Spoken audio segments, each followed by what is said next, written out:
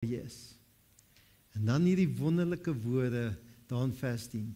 Moenie bang wees nie. Wanneer God se teenwoordigheid in mense se lewens, wanneer hy in genade hulle welkom betree, is vrees 'n belangrike ding in mense se lewens. Partykeer wil ons dit ook doen wanneer ons die blye boodskap aan mense verkondig, dat ons so skuldig voel en dink maar God gaan ons so straf. Maar hoor hierdie mooi woorde van die evangelie. Hy oordeel nie, hy bring troos. Hy begin met genade, moenie bang wees nie. En dan sien ons hier in vers 4, goeie nuus vir die hele volk. Vandag is daar vir julle verlosser gebore. Hierdie Jesus Christus, sy titels wat hy is, 'n redder, die Messias, hierdie koning van die konings, die Here het in julle midde gekom. Hy is te gelykertyd die redder, die gesalfde, die Here oor alles, die een wat ons vandag kom loof en aanbid. Maar hierdie God wat heeltemal anders te werk, is wat die wêreld se verwagting is. Van krib tot kruis tot opstanding. En daarom weet ons vandag deel van sy liggaam. Maar ons weet ook, hoekom ons vandag hier is om hom te kom aanbid. In hierdie gedeelte sien ons eer aan God in die hoogste hemel. Die hemel is met die aarde verbind en God het ons welkom betree. Hy het ons kom deel maak, die harmonie, die eenheid, die heelheid, daai vrede is in Jesus Christus kom bewerkstellig. En ons leef vanuit sy teenwoordigheid. Vrede is 'n geskenk vir almal deur die genade van God. Dan sien ons die herders se reaksie. Hulle het gesien, hulle het gaan vertel, hulle het aanbid en hulle het onthou alles wat vertel is daardie dag. Dit was nie net 'n eenmalige gebeure nie. Dit het deel van hulle leefwyse gebeur. Kom ons sit so, dan sing ons Herders op die oop velde, vers 1, 2 en 3.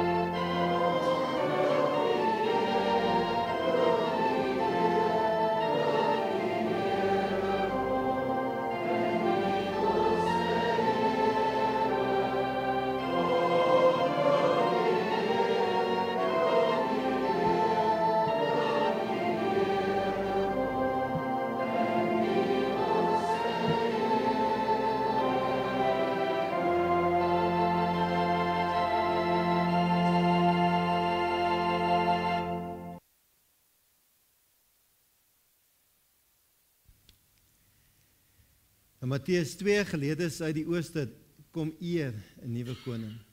Jesus is in die dorp Bethlehem gebore. Dis in die landstreek van Judea. In daardie tyd was Herodes die Grote, die koning van die mense in Palestina. 'n Paar sterrekenners uit die ooste het kort na Jesus se geboorte in Jerusalem aangekom. Hulle het oral in Jerusalem begin rondvra waar hulle die ware koning van die Jode kon vind. Ons het die ster in die ooste gesien. Dit is 'n bewys dat 'n baie belangrike koning hier in julle land gebore is. Daarom het ons hierheen gekom om aan hom eer te kom bewys. Kort voor lank het Herodes ook van die geleerdes uit die ooste se storie te hore gekom. Hy was baie omgekrap oor wat hulle oor die nuwe Joodse koning gesê het. So ook die res van Jerusalem. Daarom het hy gou al die godsdienstige leiers en die skrifkenners van sy volk byeengeroep. Hy wou by hulle weet presies waar die Messias, God se gestuurde, gebore sou word. In Bethlehem, in die landstreek van Judea, het hulle geantwoord. Die profeet Micha het immers geskryf: Bethlehem, jy is lankal nie meer 'n onbenullige klein plekkie, iewers in Juda nie. 'n Groot leier sal nog uit jou midde kom. Hy sal Israel lei, net soos 'n herder sy skape lei. Herodes het toe 'n geheime ontmoeting met die sterrekenners uit die ooste gereël. Hy het vir hulle gevra wanneer hulle die ster vir die eerste keer gesien het. Daarna sê hy vir hulle: Julle moet na Bethlehem toe gaan. Gaan soek die kind daar tot julle hom kry. Laat weet my ook waar hy is, want ek wil hom gaan besoek om eer aan hom te bewys. Daarna is die geleerdes reguit Bethlehem toe. Toe dit donker word, het hulle dieselfde ster wat hulle vroeër in die ooste gesien het, in die lig bokant hulle opgemerk. Daaroor was hulle baie bly. Dit het stadig voor hulle uitbeweeg. Uiteindelik het die ster tot stilstand gekom bokant die plek waar Jesus en sy ouers was. Die sterrekenners het toe ingegaan. Toe hulle Jesus sien, het hulle dadelik op hulle knieë neergeval. Uit respek het hulle laag op die grond voor hom gebuig. Toe maak hulle bagasie oop en haal 'n klompie geskenke uit, wat hulle vir hom saamgebring het. Goud, wierook en mirre. Later het die geleerdes weer 'n droom gehad. 'n Engel het vir hulle gewaarsku om nie na Herodes toe terug te gaan nie. Hulle het toe met 'n ander pad na hulle eie land toe terugbeweeg. As ons soms so kyk na hierdie sterrekykers, klomp geleerde mense. Hulle was van Persië of Babylonië, sê die mense, die kenners. Maar die belangrikste wat ons hier moet leer, is dat hulle nie Joods was nie. Hulle was heidene. Hulle was buitestanders wat op soek was na hierdie Jesus Christus, hierdie koning van die konings. Hoekom gebruik God hulle en op watse wyse bereik hulle? Hierdie was nogal vir my ietsie moois. God bereik hulle in die wêreld waar hulle besig is. Hy bereik hulle met 'n ster binne hulle eie wêreld. God gebruik die skepping, dit wat hulle fascineer het, gaan bevind hy hulle, gaan soek hy hulle in die wêreld waarmee hulle besig is en lei hy hulle tot by die skrif. Hy begin waar mense is, maar bring hulle verder tot 'n ontmoeting met die Here Jesus Christus. Wat vir ons wys hoe God elkeen van ons in Jesus Christus kom soek om ons te kom red.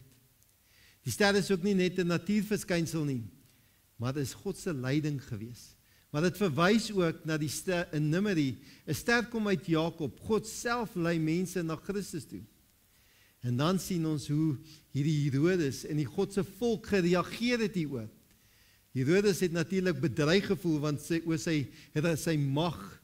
Die skrifgeleerdes en God se leiers, sy godsdienstige leiers, hulle het die woord geken, hulle het al die beloftes geken wat daar is, al die voorspellings geken, maar hulle het nie moeite gedoen om te gaan soek na God nie.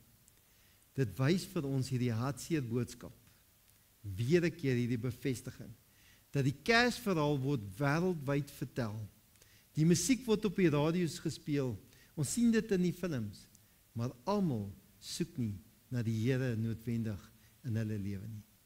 Ons sien na die sterrekykers, toe hulle hierdie Here ontmoet het, toe hulle besef het hierdie teenwoordigheid van God, hulle het aan aanbidding geval, hulle het gekniel en hulle het geskenke gegee. Hierdie heidene, hierdie nie-Jode, hierdie mense wat nie deel van God se volk was nie, het deur die wysheid, die ware wysheid van God wat hulle ontmoet het die ware kennis ontdek en Jesus Christus ontmoet. En dan weet ons die simboliek van die goud gaan oor koningskap, die wierook oor goddelikheid en aanbidding, en die mirre wat 'n voorspelling is van die lyding en die dood. Terwyl ons so sit, kom ons sing die Heiland is gebore, vers 1, 2 en 3.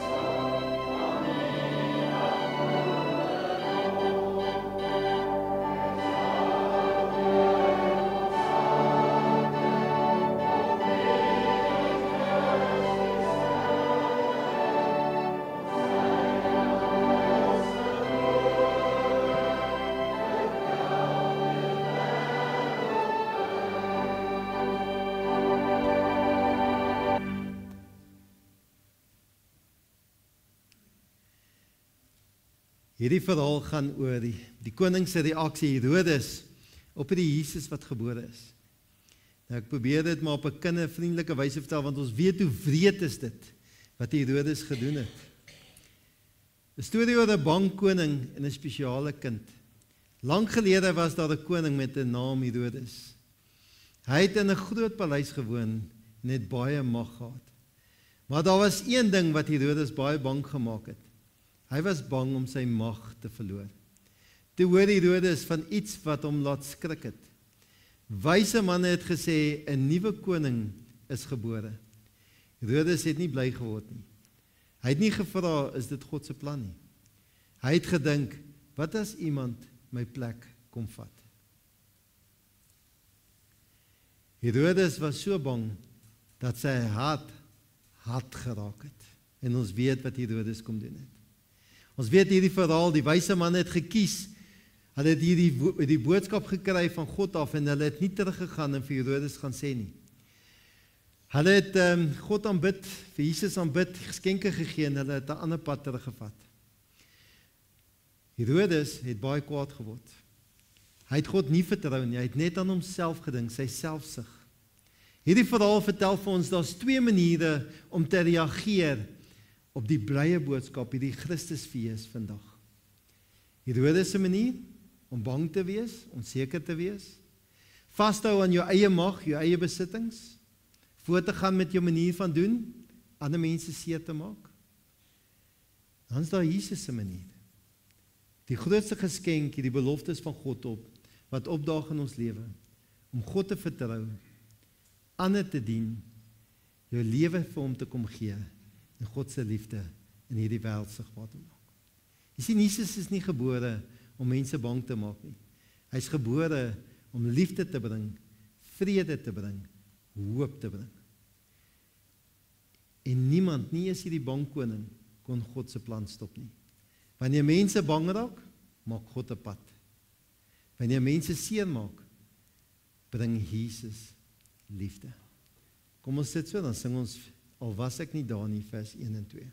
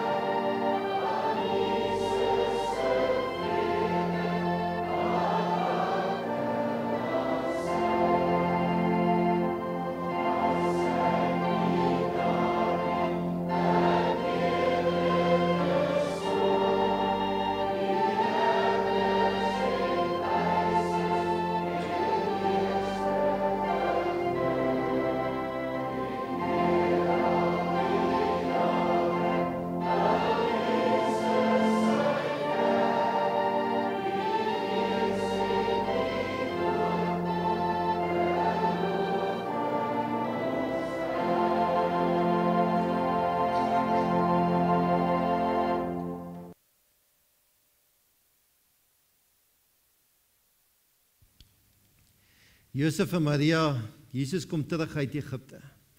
Later toe koning Herodes gesterf het, want Josef en Maria moes vlug, omdat al die babatjies doodgemaak word. Was Josef nog in Egipte. 'n engel van die Here het in 'n droom aan Josef verskyn. Die engel het vir Josef gesê, maak gereed, neem die kindjie in sy ma en gaan terug na die land Israel. Want die mense wat die kindjie wou doodmaak, is nou dood. Josef het toe gereed gemaak. Hy het die kindjie in sy ma geneem en na Israel gegaan. Maar Josef het gehoor, Archelaus was die nuwe koning van die provinsie Judea.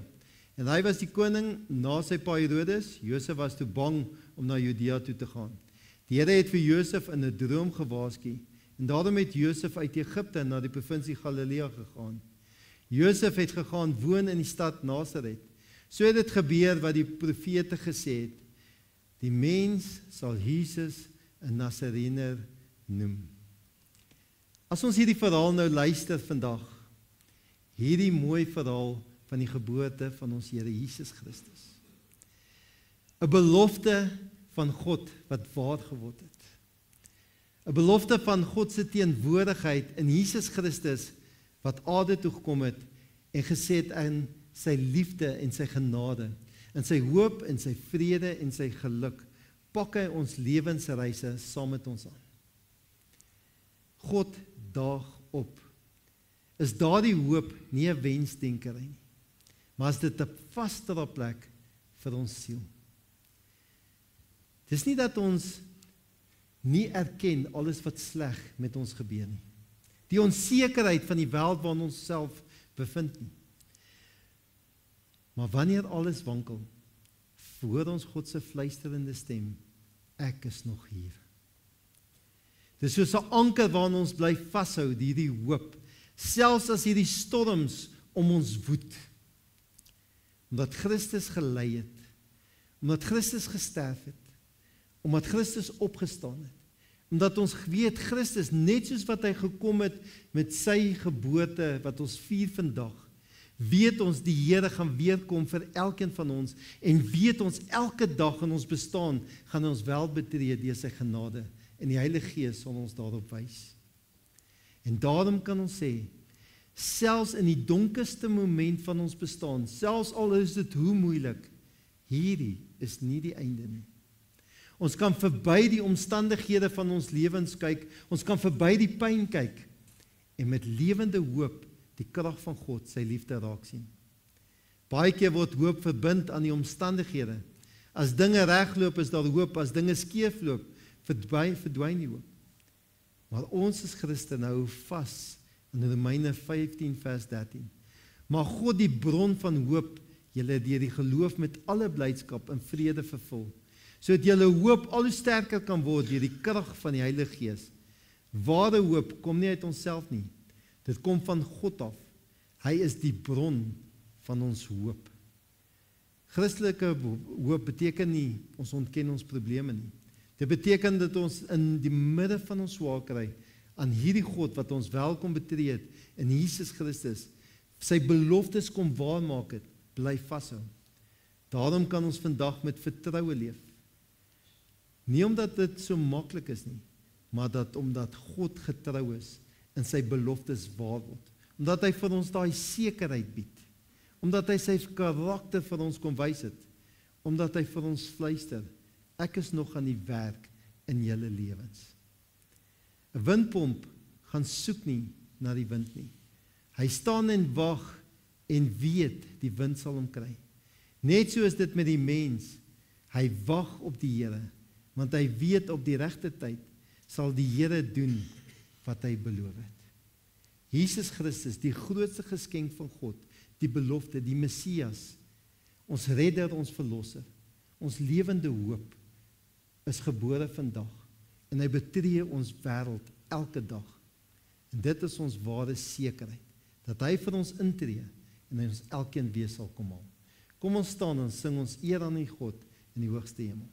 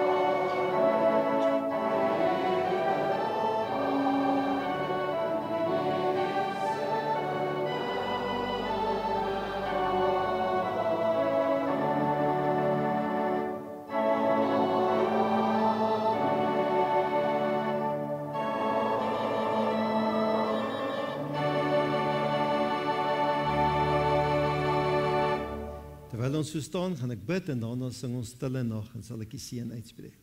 Kom ons sluit die oë. Ons dank U, Jesus Christus, dat U by ons is, al die dae van ons lewe. Dankie dat U by ons is, as ons bly is, as ons saam met U ons te juig, as ons vrolik is om saam met ons te lag, as ons hartseer is om saam met ons te ween, as ons gespanne is om die senuwees te kalmeer, as ons raadop is om die regte pad te wys, as ons in die versoeking kom om ons te help stry teen die duiwel en sy liste, as ons eensaam is om ons te laat verstaan ons is nie alleen nie, as ons ontredder is dat ons kan weet daar is iemand wat verstaan, as ons moeg is om nuwe krag te gee, as ons in ons sonde nood vasgevang is om ons van die sonde te verlos. Dankie dat U vir ons geword het, Immanuel, God by ons. Mag ons vandag waar ons saam gesinne, vriende gaan feesvier, U verheerlik. Mag ons onthou die wat minder het as ons. Mag ons, omdat ons die geskenk van Christus ons harte het, ligdraers van die heerlikheid in die wêreld word, vir mekaar 'n geskenk wees. Mag U liefde seëvier. Amen. Kom ons sing saam stille nag.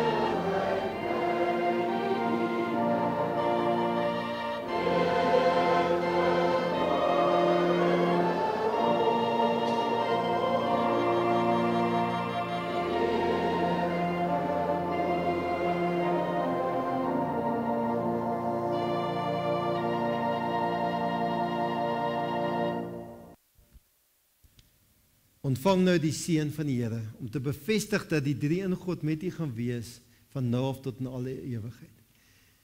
Mag die liefde van God, die genade van ons Here Jesus Christus, en die teenwoordigheid van die Heilige Gees, met u wees van nou af, tot in alle ewigheid. Amen.